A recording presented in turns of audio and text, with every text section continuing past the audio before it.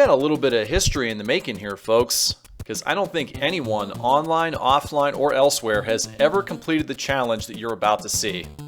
Hey guys, this is Bill with the Nintendo Super Power Club Challenge channel once again. We are looking at Super Mario Bros. 3 for the second time now, and this is card number 6 in the collection. So as you may recalled, way back when, if you've been following the full collection of these cards, there are several cards out there that have not one but 2 separate challenges, and this is one of them.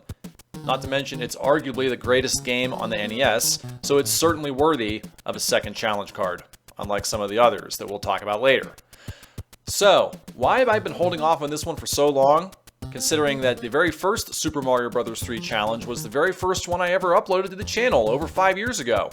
Well, there's a good reason for it. It's pretty tough. How tough? Let's take a look and flip it over.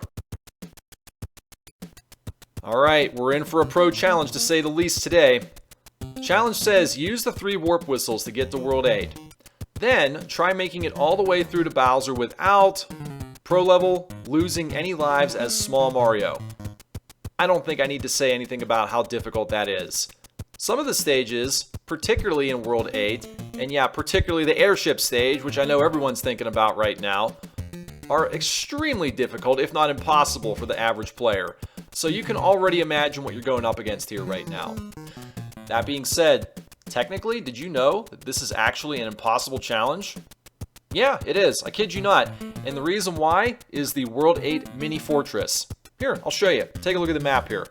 There is one section that you actually cannot complete and get through unless you can break a block to get into a door. No matter which of the entrances or doors you take, ultimately you cannot proceed unless you break this block to move forward.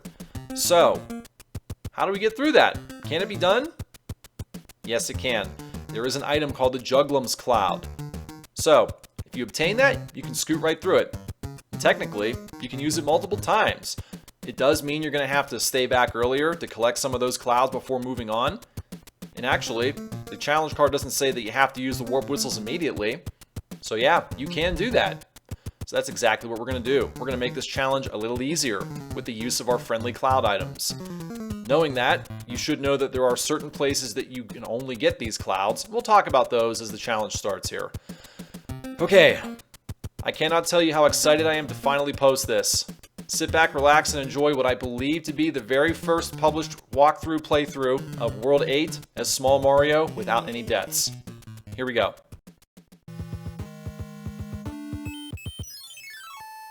Alright, before you get too excited about using those clouds you may have acquired earlier in the game, you should know that there are certain levels, like this one, where you cannot use those clouds. They are forced battles, so this is one of them.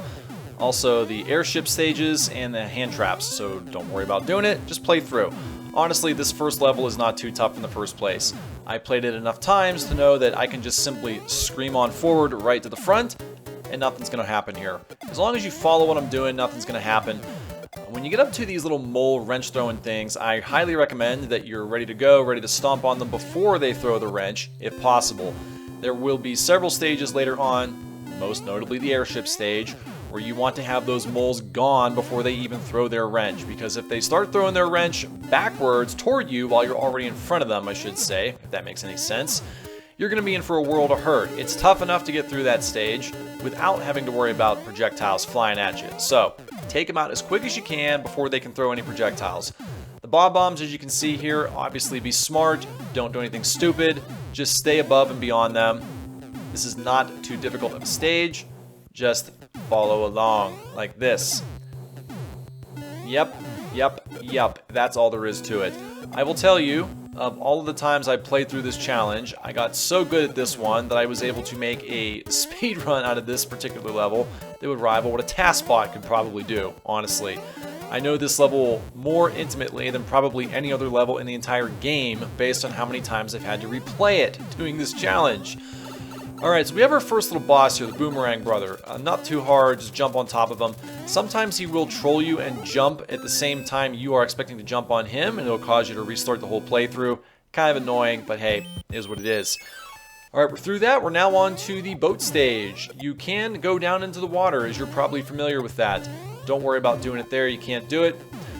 Obviously, you're going to see quite a few little mole wrench guys here, and these are the ones that do respawn, so take them out as quick as you can. You will have quite a few to worry about here. So, bonk on them, get rid of them. Watch out for the cannonballs. If you've played this stage enough times, you know what to expect here. Now, you could jump down in the water and swim over and around through. There wouldn't be anything wrong with that, but I'm choosing not to do that just because of how many times I played this level. If you choose to go up top, you will need to know where these moles are. So, be sure you take them out quickly or the wrenches will overwhelm you. So go like this, go like this, go like that, and then go like this again, and then you're in the clear. Alright, got nothing to worry about now. Just wait until you're here. Avoid the big cannonball, jump across. If you swim underneath, you can jump back over on top now. If not, you can swim under this boat as well. Nothing too complicated. Just keep on taking out the moles, get the second one, and then get a long jump across. And that should be all you have to worry about for the moles for this entire stage. Just wait until this last cannonball clears, and then you're going to have a boss to take on. Now, if you had chosen to swim underneath the warship, you would have an opportunity to get back up right over there. Alright, now we got Boom Boom. If you've ever fought Boom Boom before, and of course who hasn't, it's the same old strategy you've seen a million times. Just hit him 3 times, really hard, really fast. Don't give him any chance to do his stuff. Jump on top of him, and that's the end of that. Easy peasy. Alright. 4 stages down, let's get to the next part of World 8. And here you're going to encounter the hand traps. Now the hand traps are interesting. Sometimes you can get through them unscathed without having to do any of them. Sometimes you got to do 1 or 2, sometimes you got to do all 3. It's completely random. And as I've told you, the clouds will not work here. You don't have a choice. So just tough it out. The first one is a fight with the Hammer Brothers, Boomerang Brothers, and Fire Brothers, which thankfully we missed. The second one is the easiest one, which is the one that you're seeing, just a bunch of fireballs. And all 3 of them are going to have leaf items here. Not that it matters because you can't use them. And then the third one is the worst of all. You're going to have to take on the Cheeps that come out of the lava. Thankfully we missed it. Okay, take a deep breath, get ready. Airship stage, here we go. Worst level in the entire game. Moves very fast, and you have the red wrench moles that come through here. If you can, try to take them out, because if you leave them go, they will make your life hell for the entirety of this stage, even though it's like only 30 seconds. Okay, thankfully I've done this stage enough and failed it enough times to know where they're at. Go down, down, down. Yeah, definitely study this stage very closely here, and you're going to see very quickly why it's important to take these things out if possible. It will make your life hell. Alright, you go up, you go down. Now this section here, if you don't take out the moles, don't bother trying to resituate yourself to take out the moles. Just get there, stand in front of them, let the wrenches pass you like I'm doing right here, and then you should be fine. Ooh, that's a tough one right there. A lot of these jumps are so careful and so cautious because if you don't take them out, you have to know exactly where to stand to avoid the wrenches.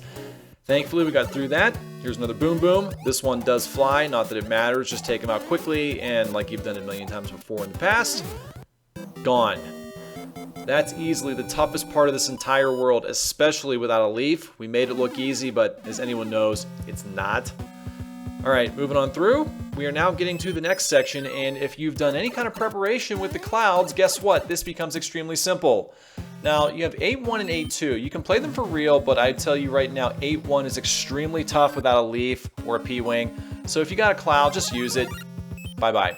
Same thing for 8-2. Now, 8-2 is not that hard. You could probably get through without a leaf or without a cloud. Here, you have no choice. If you want to beat it legitimately and complete the challenge within the spirit, you have to use the cloud. Otherwise, you got to get a mushroom to bust that block. Alright, so we've done that. And ooh, check this out. Only one more stage to go before Koopa's Castle, and it's another Force tank stage. Fortunately, it's not too tough. These tank stages in general are not too tough. You just have to know what's coming up, and then you have nothing to worry about. Lots of cannonballs, a couple of bombs. Easy stuff. The only time it really gets tough is when you have the moles coming up here. And these moles are the red ones here. Some of them will throw high and be diabolical like that one. It's pretty much random as to when they throw low and high, to my knowledge, unless anyone knows more about the mechanics and the RNG than I do about this, and it's very possible that there may be a specific pattern to making them throw low and high.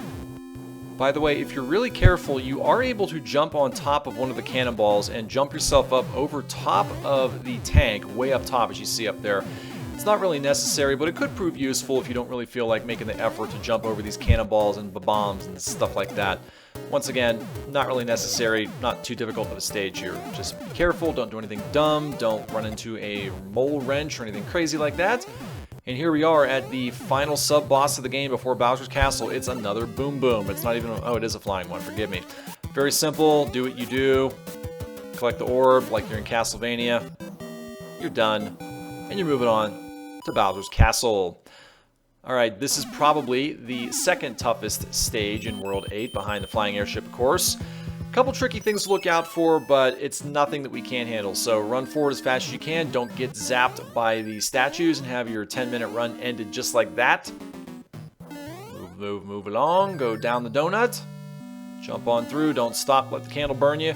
Take your time here, don't do anything stupid and foolish, just get up one at a time, don't let the orbs crush you. Keep on moving. Get to the top. There is a one up here, of course, not that it matters because you got to treat this run as if you have no lives. Keep on moving down, and now we're going to get to probably the toughest section of Bowser's Castle right here, considering you can't take a hit. You got donuts and fireballs here, so move yourself up. That was very, very close. Keep on moving, and if you can, ideally, you're going to jump across to this top section here. It's not the end of the world if you don't, but this is definitely the easier of the roads, so try to go here if you can. Moving on through, watch out for Bowser's fireballs here. Don't get cooked right before the very end. That would be embarrassing and demoralizing. Can't say it hasn't happened to me before, but here we are. The final door before Bowser's domain. Here it is. Gather yourself, take a deep breath or two, and here we go. The final battle with Bowser here. As you can tell, and as you probably know from having played this in the past, all you got to do is make Bowser kill himself. Make him bash all the way down through the bricks. Your heart will probably be beating 1,000,000 miles an hour like mine was. By the way, the video footage playthrough that you're seeing right now, this is the very first time I ever got to Bowser as Small Mario in this format for this challenge, so I can tell you that my heart was beating 1,000,000 miles an hour when I was playing this playthrough here, because I didn't know, was I going to do it, was I going to fail and have 10 to 15 minutes down the drain? I don't know, but here it is. You just got to be very cautious. Take it slow. Don't worry about running out the time. Yes, there is a time limit, but there's no way in the world that you're ever going to run the time out unless you're just standing underneath the door, because obviously nothing's going to happen. Bowser will stay on top of you. And, ooh, I thought that was going to be it right there, but got a little bit more work to do. So, yeah, like I said, the only way you would run the time out is if you were standing right at the princess door, because Bowser will just stand on top of you. The fireballs won't get you, and the time will run out. This should be it right here. And, oops. Got one more little piece of business to take care of here. So, this is where I'm going to play a little bit more aggressive here, and that should do it. Gone. Yeah, right about here. My heart was going from 1,000,000 miles an hour to 1,000,000,000 miles an hour, and I could not contain my excitement right there. One of the best accomplishments I've ever achieved in terms of these trading cards here. I couldn't tell you how excited I was with that. So, Super Mario Bros. 3, challenge card number 6, and both challenges, for that fact, are now finally, officially in the books. We are done with this game forever. Can't say I had an easy time with it. Clearly, I didn't because I put it off for so long, but we are done with it. One last thing before we get out of here, a quick shout out to ArcLad84 for giving me the inspiration to go ahead and finally get this game finished, over and done with.